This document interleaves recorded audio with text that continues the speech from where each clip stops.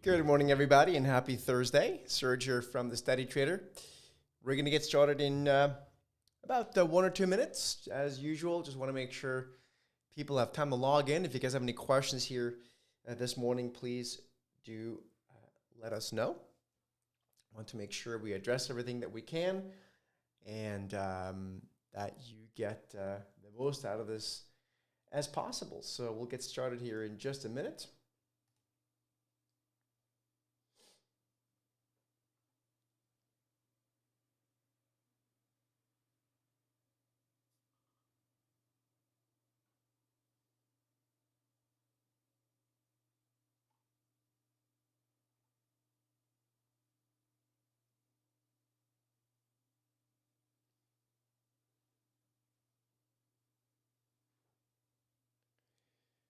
Okie dokie.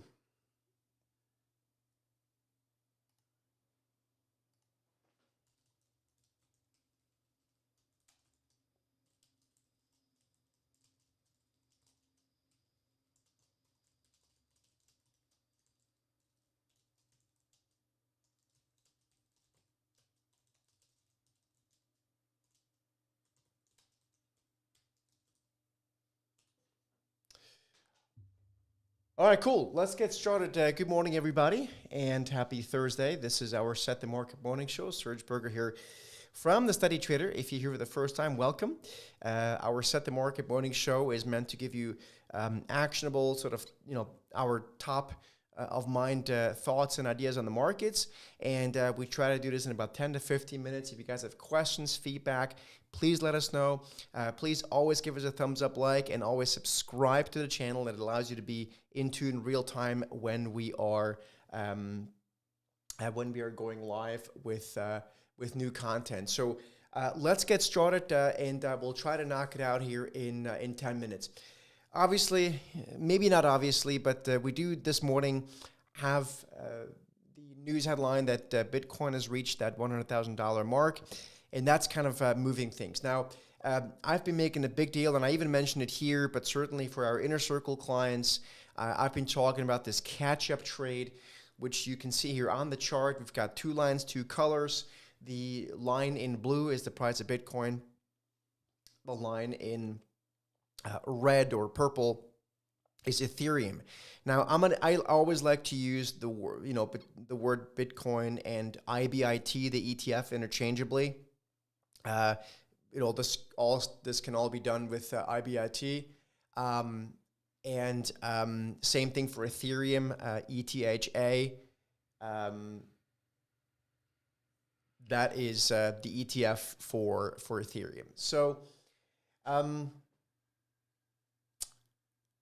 This is the catch-up trade, right? So again, we've talked about it here before, but I think we have this now working. Same thing with Coinbase. If you're an Inner Circle member, you know you've got a trade on Coinbase. I will touch on the idea of it here in just a minute as well.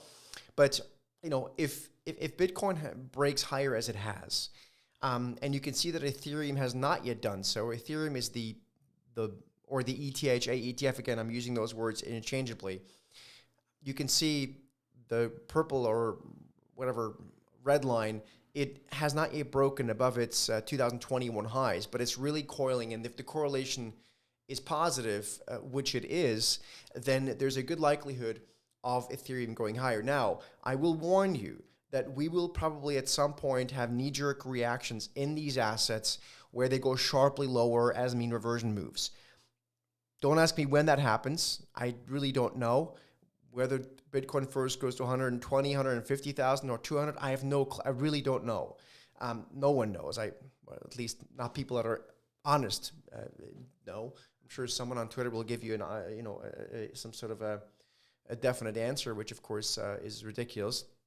But I can tell you that these correlations have held over the past.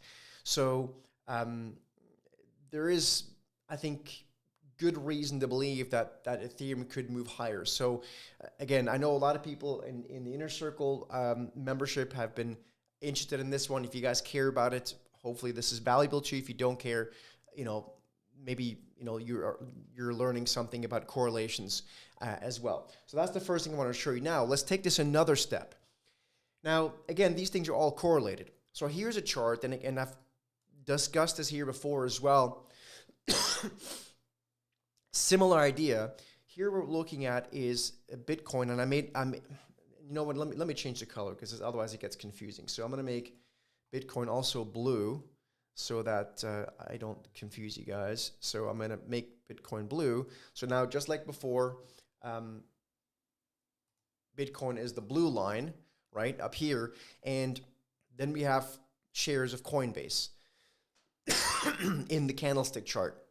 And you can see that shares of Coinbase have not yet broken higher. They've been consolidating basically since just after the election. And so to me, when I look at this, I see an opportunity for Coinbase to play catch up.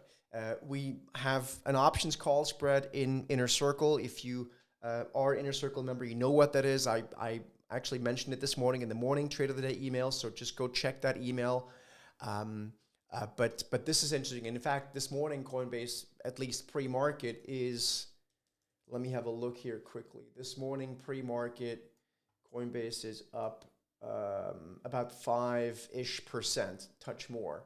So those people in that options call spread should hopefully be quite happy about that.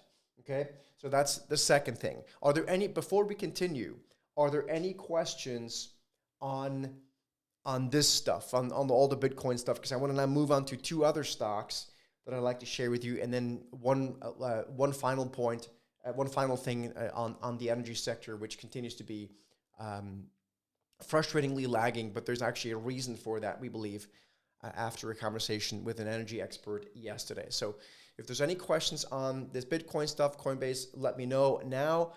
And then I'd like to move on to these other stocks. So you guys can type in the question. We can always come back to this, but let's just move on to the other point. On our morning call this morning, my colleague JB and I were looking at two stocks. He was pointing out to me that shares of Roku, this is a multi-year weekly chart. Shares of Roku, again, this is a longer term chart, right? Not a day trading chart, not a swing trading chart, it's a longer term chart.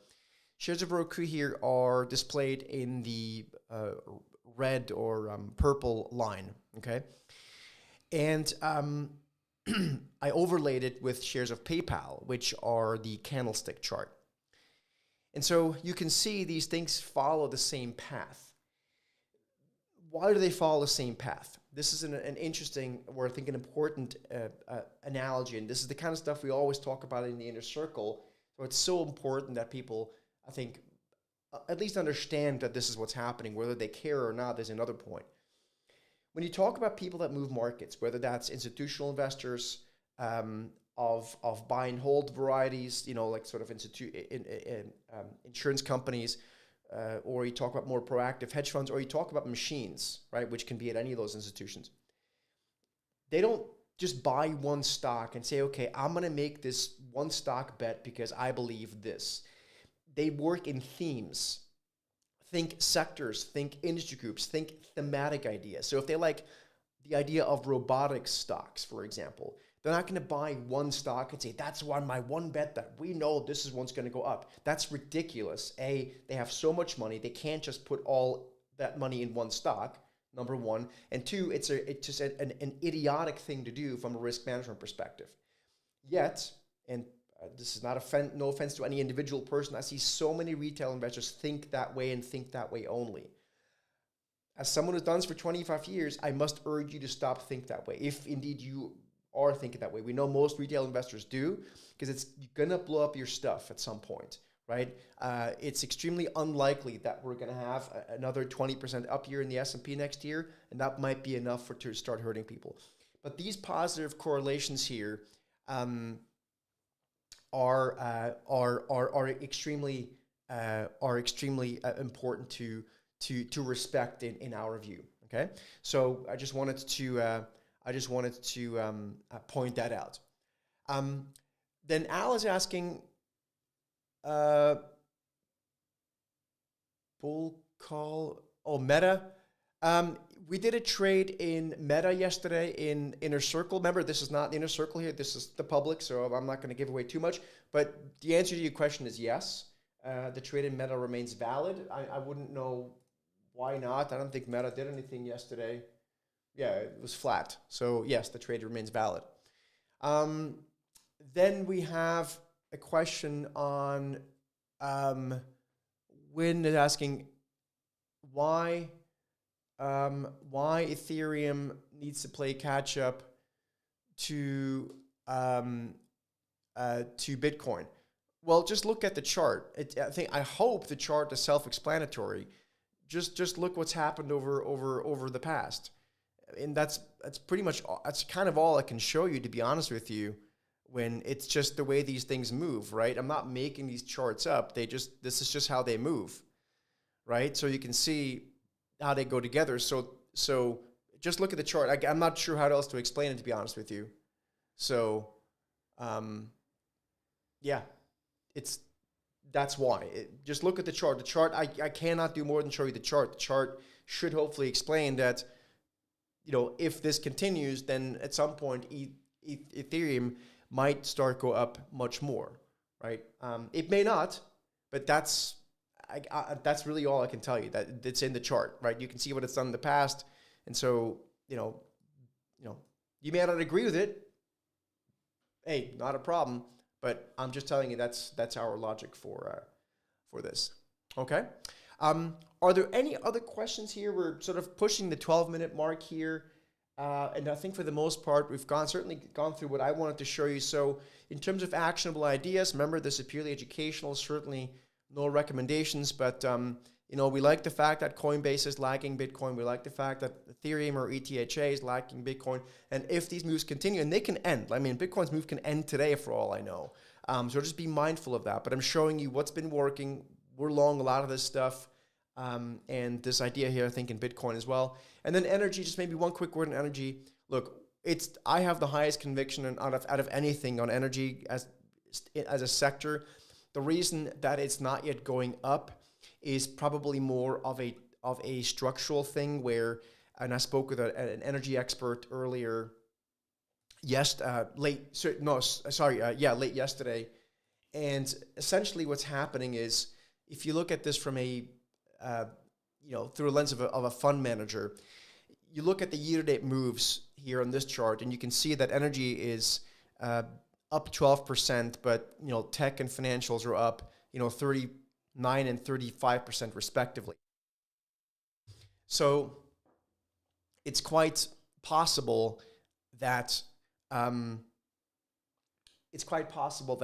we are seeing fund managers basically swapping out the little energy they own for basically making their portfolio look better than it is and going into tech. It's window dressing kind of stuff and chart chasing. So, just to give you an idea, I'll leave you with this into the weekend. I know it's Thursday today, but we do this show Monday through Thursday. Free cash flow on energy stocks for the energy sector is about 8-9% of the S&P 500. Yet the energy sector is about 3.5-4% of the S&P. So basically, all else being equal, energy should be twice the weight that it is right now in the S&P. This will happen. I'm 100% sure. The question is when. My guess is 2025, things start to play catch up. Okay? Nicholas is asking about coin. Nicholas, look, first of all, again, this is a public webinar here, right? So you're asking a question that's very specific to Inner Circle. So maybe let's go into the chat room there. I will see. I will see what to do. The trade remains open in coin. I'll measure and map. The market hasn't even opened yet, so I'm not quite sure how to answer that, to be honest with you. But we'll see. As long as Bitcoin goes up, I have no problem remaining long in coin, but I need to see how coin acts today. That's pretty much what it comes down to. So anyway, have a great weekend, folks. Any questions, let us know. Please give us a thumbs up if you enjoy this feedback. Please subscribe to the channel so we continue to do this and so you get real-time alerts as to when we go live. Have a great weekend. And if you're Inner Circle member, I'll see you guys